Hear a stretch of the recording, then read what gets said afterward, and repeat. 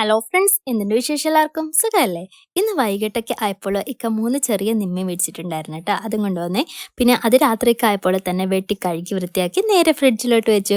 പിന്നെ പൊരിക്കാനായിട്ട് കുറച്ച് മീൻ എടുത്തിട്ട് മുളക് പൊടിയും മഞ്ഞൾപ്പൊടിയും കുരുമുളക് പൊടിയും ഉപ്പും ഇട്ട് കൊടുത്ത് മിക്സ് ചെയ്ത് അടുത്ത ദിവസത്തേക്കായി അതും ഫ്രിഡ്ജിലേക്ക് മാറ്റി വെച്ചു. പിന്നെ അടുത്ത ദിവസം നമ്മുടെ ഫ്രിഡ്ജിൽ നിന്ന് മീനൊക്കെ എടുത്ത് ഒരു ഫിഷ് കറി ഉണ്ടാക്കാമെന്ന് വെച്ചു കേട്ടോ. അതിനായിട്ട് തേങ്ങയിൽ മുളക് പൊടി, മഞ്ഞൾപ്പൊടി, ഉലുവ, ഉള്ളി എല്ലാം ഇട്ട് കൊടുത്ത് വെള്ളവും ഒഴിച്ച് നല്ല പേസ്റ്റ് പോലെ അരച്ചെടുത്തു.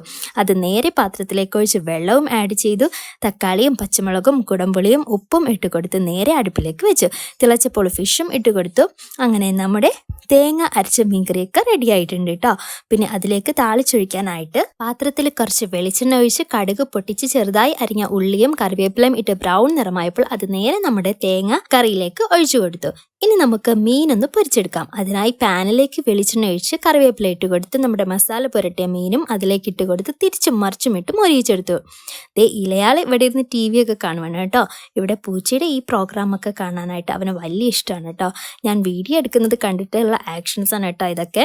പിന്നെ ഞാൻ അവിടെ എല്ലാം തൂത്ത് തുടച്ച് വൃത്തിയാക്കി പാത്രമെല്ലാം കഴുകി സെറ്റാക്കി വെച്ചു.